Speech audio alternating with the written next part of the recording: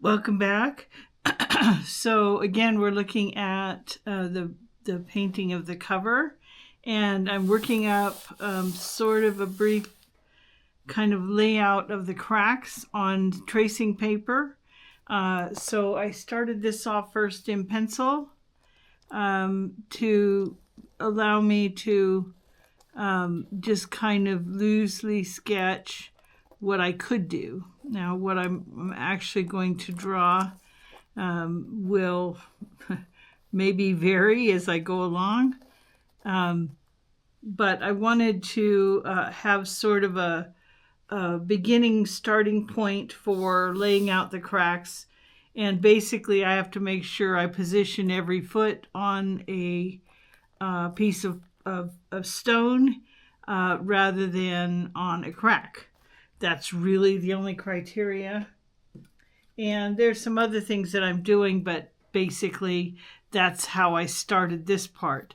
So I'm using a Copic multiliner in brown, and I'm going to pull this away, but I want to just pull it kind of just far enough that I can see what I was doing and sort of replicate it. And I'm just giving myself guidance lines for the pattern or the shape that I sort of did. And it doesn't have to be perfect, and it's not going to be perfect because I'm not tracing this. I am merely using my sketch for a guide. So I don't know if you can see this, but I have these very fine lines happening. And it's basically just what I traced. Let me get you a piece of paper so you can see this a little better. So this is the lines that I kind of drew for myself, showing me where I was going. And I can make mistakes, but I don't want to make too many mistakes. So I've kind of come to this point. I'm going to come up here, draw another line down here. So what I'm doing is I'm creating cracks. The cracks are, so all of this land that I drew and that I speckled the other day, they're on top of these enormous stone pillars. And so the top surface has what I call cracks in the story. And these are areas that go down into the ground below them with they're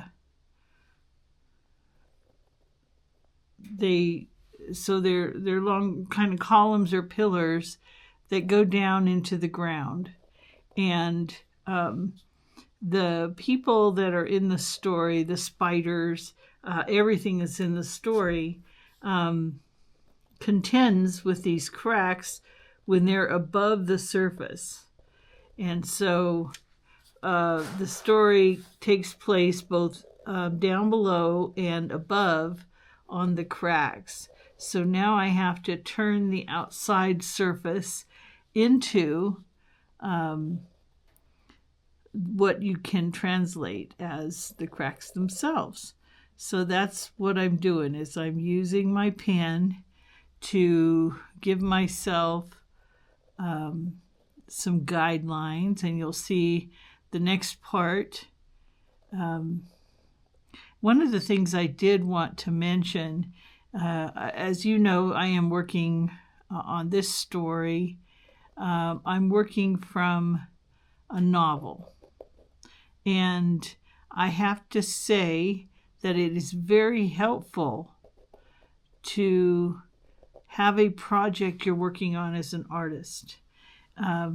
You're not required to generate from nothing. So there are kind of two kinds of art. There is art that comes from the product of something else, which is what this is, and there is art that self-originates. And self-originating art is can be very fun, but it has its own difficulties with the artist having to figure out what they're going to create. So by having a definitive project that has structure, it removes that thing from the artist's responsibility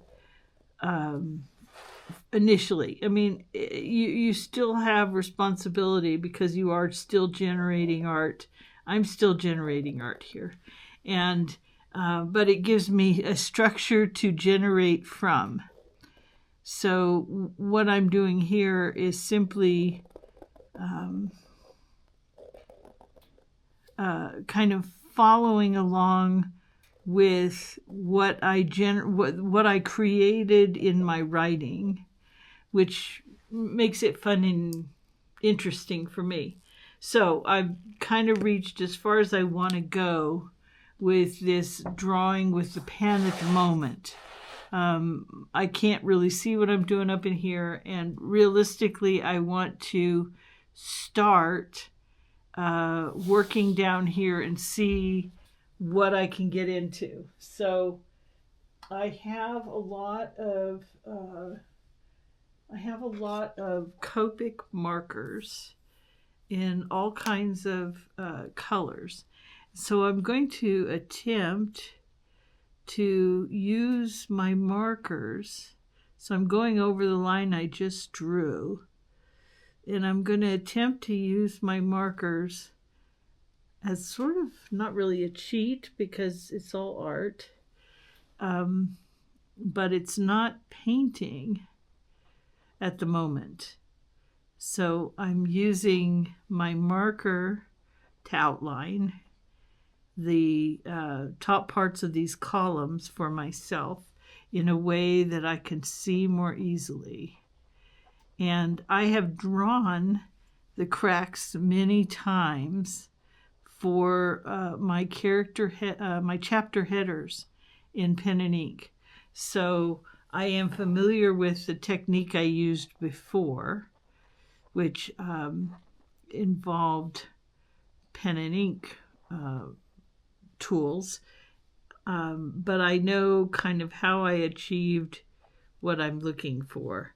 So what I'm doing right now is sort of defining where the tops of the cracks might be, and then I can come in and I can add paint and other things to refine them more. So I want them to be uneven, organic again. Same thing that I did before with the speckles and with the sponges, is I want there to be an organic quality to what I'm doing. And I want to have a randomness because that's my mental image of what the cracks would look like. They are stone that is subject to erosion and other things, wind, erosion, and they are tied below, sort of geologically, by these pillars. So what's happening in the drawing is the closer the cracks are to me, the wider the gaps. And then the further away they go, the narrower I'll try to make the gaps. And this is to enhance the sensation of distance in the image. And I also want to promote the idea that these are irregular. And so I'm not, even though they're actually larger in the story than they are visually here, I want to sort of have some controls over what I'm doing. So I'm using a brown Copic marker, and this is called Cashew. It's E79, and I'm using it to it's sort of a hack of doing this in paint. I can work this faster than I could with a paintbrush. And that's probably because I use a lot of pen and ink, so the harder tools like this are easier for me. So I want the cracks to be irregular and different sized, and so their joints do not match up. And I want to get enough done here so that I have a starting point as I take this into some paint and other colors of markers to begin to refine what you're seeing here. So, because I want to show that you can fall down in between these cracks and it would not be a pleasant experience. But the characters move in and out of the cracks. They go up and down, climbing.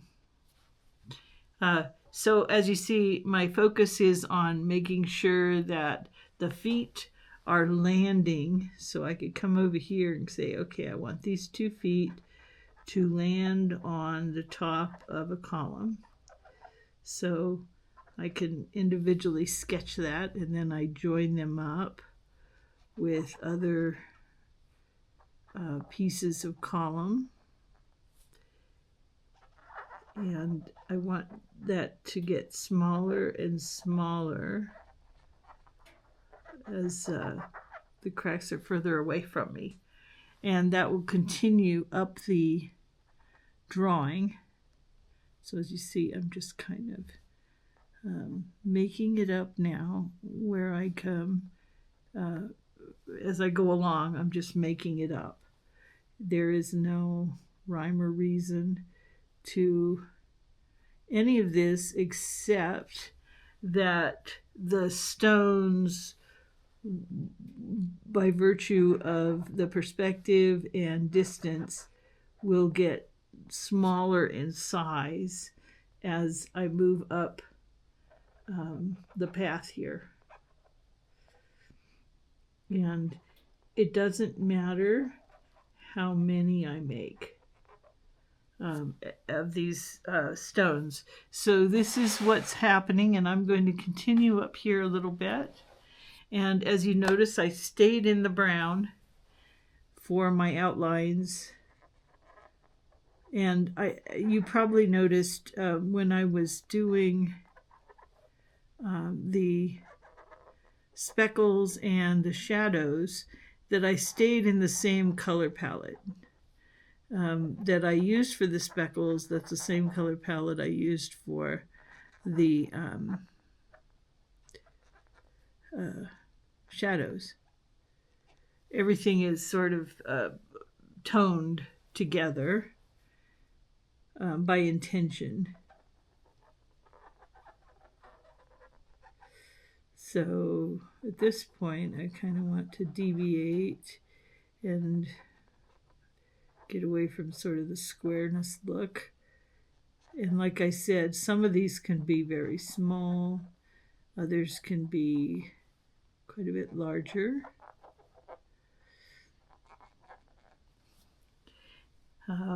And I'll add this, and it will hopefully add significant interest to this path, which was a little bit boring, in my opinion.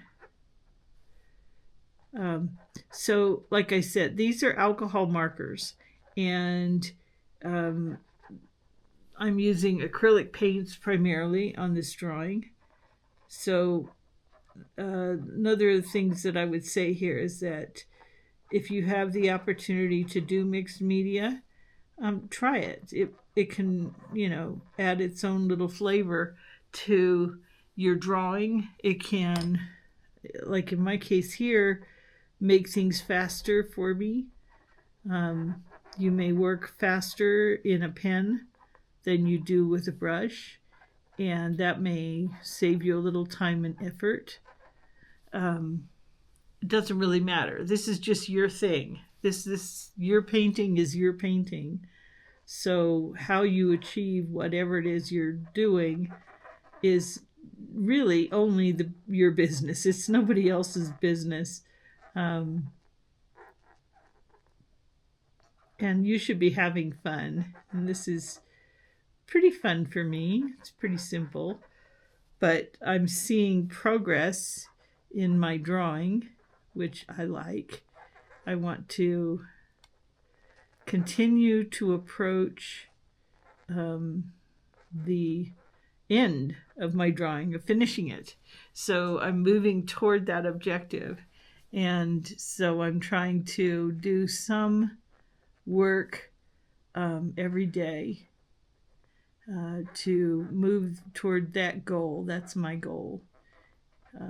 I'm trying to move it to a completed state without screwing up what I've already done.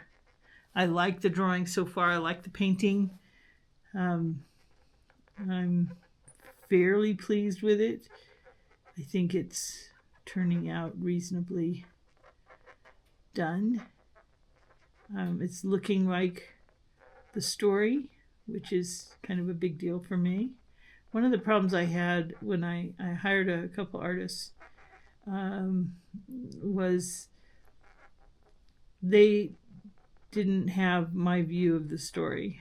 And even if they read portions of the novel, they still didn't have the investment to understand what I was looking for.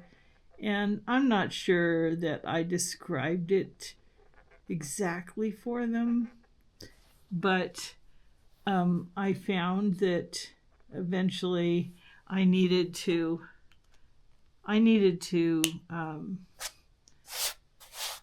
draw what was in my head. So at this point, this marker is getting too fat. So I will switch to a smaller pointed marker of some kind. I may go back to this one. It's fairly fine point, and continue into the other parts of the planets. Anyway, that gives you a start for looking at how I'm going to flesh out the cracks. And so I'll come back in, and I have to do more work inside the cracks themselves to add some depth. And that's what I'm working on next. I'll see you on the next one.